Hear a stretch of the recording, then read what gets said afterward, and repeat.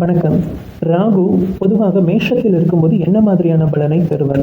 மேஷம் செவ்வாயின் ஆதிக்கம் பெற்ற வீடு. பொதுவாக ஒரு உண்மை என்னென்றால், ராகு கேதுக்கள் தான் நின்ற வீட்டின் அதிபதியை போன்று செயல்படக்கூடிய தன்மை உடையவர்கள். அப்போ மேஷத்தில் இருக்கக்கூடிய ராகு செவ்வாய் அந்த மேஷத்தில் இருந்து செயல்பட்டால் என்ன பலன்களை தருவாரோ அதற்கு இணையான பலன்களையே தருவதுண்டு. ஸோ மேஷத்தில் செவ்வாய் என்பது மூலத்திரிகுண வலிமை பெறக்கூடிய அமைப்பு. மேஷம் மற்றும் விருச்சிகம் இரண்டுமே செவ்வாயின் ஆதிக்கம் பெற்ற வீடுகள். அப்போ மேஷம் மற்றும் விருச்சிகத்தில் செவ்வாய் இருந்து என்ன பலன்களை தருவாரோ அந்த பலன்களையே ராகு தனது காரகத்துவ ரீதியாக தருவதுண்டு. ராகுவின் காரகத்துவங்கள் பொதுவாக எதையும் அடையும் நோக்கம், பிடிவாதம், தனக்கென்று ஒரு புகழ், தனக்கென்று ஒரு அடையாளம், தனக்கென்று ஒரு உலகம், இது போன்ற அமைப்புகளை கிரியேட் பண்ணிக்கணும், அதன் மூலமாக வளர்ச்சிகளை பெற வேண்டும், மற்றவர்கள் தன்னை புகழ வேண்டும், இந்த எண்ணங்கள் அதிகம் இருக்கும். அப்போ தன்னுடைய வாழ்க்கையின் மீது மிக அதீத பற்று, அதீத கவனம் கொள்ளக்கூடிய அமைப்பை மேஷம் விருச்சிகத்தில் இருக்கக்கூடிய ராகு நிச்சயம் தரும். ராகு இயல்பாக சனியை போன்று செயல்படக்கூடிய தன்மை உடையவர் என்று சொல்லும் பட்சத்தில் மேஷத்தில் இருக்கக்கூடிய ராகு சனி அந்த இடத்தில் நீச்ச நிலையில் இருந்தால் என்ன பலனை தருவாரோ அதையும் நிச்சயம் தருவதுண்டு. ஸோ மேஷத்தில் ராசி கட்டத்தில் மேஷம் மற்றும் நவாம்ச கட்டத்தில் மேஷத்தில் உள்ள ராகு பொதுவாக ஜாதகருக்கு இந்த வகையான பலன்களை தருவதுண்டு. உழைப்பிற்கேற்ற ஊதியம் இருப்பதில்லை, உறவுகளுக்கு அதீத பற்றுகளை வைத்துக் கொள்ளக்கூடிய விஷயம், இது போன்ற எண்ணங்களையும் பிடிவாத குணத்தையும் அதிகம் தருவதுண்டு. ரிஷப துலாம் என்னும் சுக்கிரனின் வீடுகளில் உள்ள ராகு பொதுவாகவே எல்லா லக்னங்களுக்கும் நல்ல பலன்களையே செய்வதுண்டு. குறிப்பாக ஒரு ஜாதகர் எந்த லக்னத்தில் வேணுமானாலும் பிறந்திருக்கலாம். அப்படி பிறந்திருக்கக்கூடிய அமைப்புல 3, 6, 11 ரிஷப துலாமாக வரும்போதோ மற்றும் 5, 9 ரிஷப துலாமாக வரும்போதும் பெரும்பாலும் அந்த இடத்தில் இருக்கக்கூடிய ராகு ஜாதகருக்கு நற்பலன்களை செய்கின்றார். பொதுவாக கேந்திர பாகங்களில் ராகு இருக்கும்போது பெரிதளவில் நற்பலன்களை செய்வது கிடையாது. அது எந்த லக்னமாக இருந்தாலும் அப்படித்தான் அந்த அமைப்பு உள்ளது. ஸோ ரிஷப துலாமில் உள்ள ராகு சுக்கிரனின் காரகத்துவ ரீதியான அந்நிய தேசங்களின் தொடர்பு, அந்நிய தேசத்துடைய வேலை அமைப்புகள், மக்கள் நபர்களுடைய தொடர்பு, பண பரிமாற்றம், அந்நிய நாட்டின் பணம், இது போன்ற விஷயங்களில் ஜாதகரை அதிகம் ஈடுபட செய்வதுண்டு.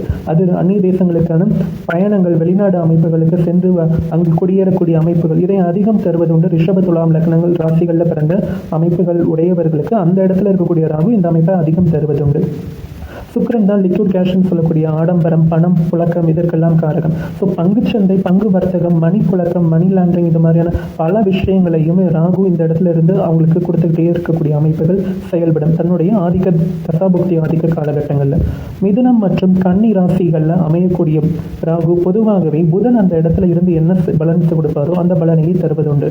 ஆனால் இயல்பாக சனியை போன்று செயல்படக்கூடிய ராகு மிதுனம் மற்றும் கன்னி ராசிகளில் அமரும்போது தொழில் ரீதியான விஷயங்கள், தனக்கென்று சொத்து சேர்க்கை அமைப்புகளை செயல்படுத்திக் கொள்ளக்கூடிய அமைப்புகள், கால்நடை ரீதியான அமைப்புகள், செல்லப்பிராணிகள், பெட் அனிமல்ஸ் மூலமாக வருமானம் ஈட்டக்கூடிய அமைப்புகள் மற்றும் மருத்துவம் மற்றும் கெமிக்கல், விவசாயம், இந்த மாதிரியான துறை அமைப்புகளையும் அதிகபட்சம் ஜாதகருக்கு ஈடுபாடை கொடுத்து அதன் மூலமாக வருமானம், அதன் மூலமாக வாழ்க்கை அமைப்புகளை நடத்தக்கூடிய தசாபுக்தி காலகட்டங்களில் நிச்சயம் அது தருவதுண்டு. பொதுவாக கடகம் மற்றும் சிம்மம் ராசி, அந்த ராசி வீடுகளில் அமரக்கூடிய ராகு எந்த விதத்திலும் எந்த லக்னங்களுக்கும் பெரும்பளவு நற்பலனை செய்வதில்லை.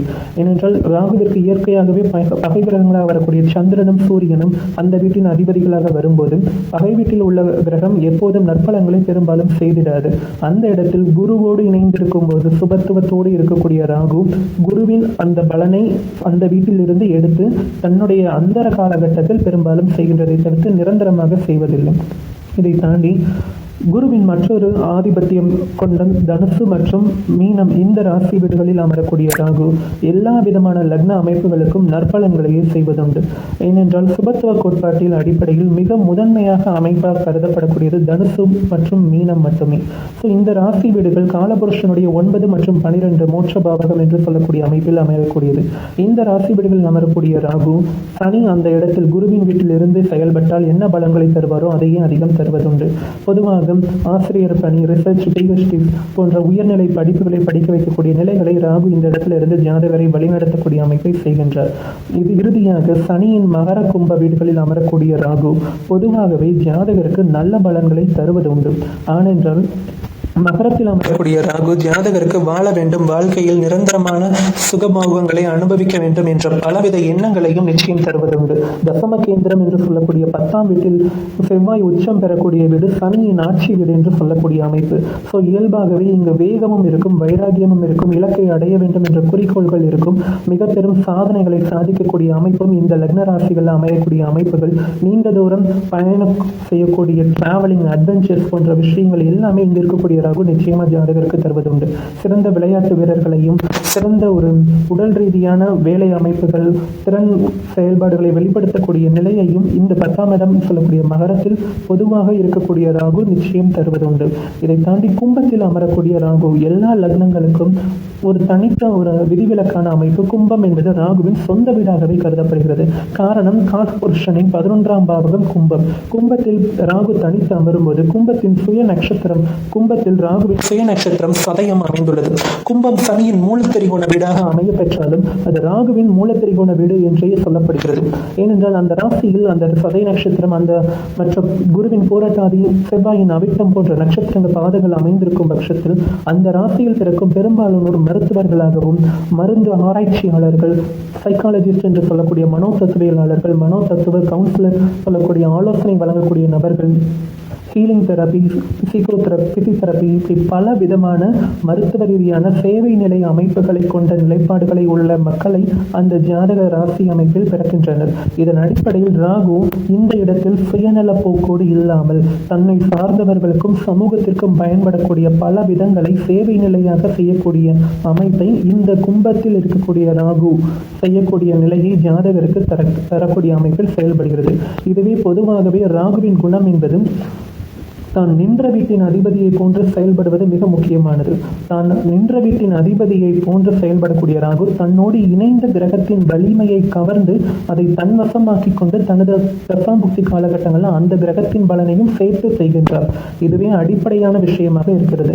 ராகுவின் வலிமையை கணக்கிட வேண்டும் என்றால் ராகு நின்ற நட்சத்திர அதிபதியின் வலிமையையும் கணக்கிட வேண்டும் என்பது அடிப்படையான விஷயம்.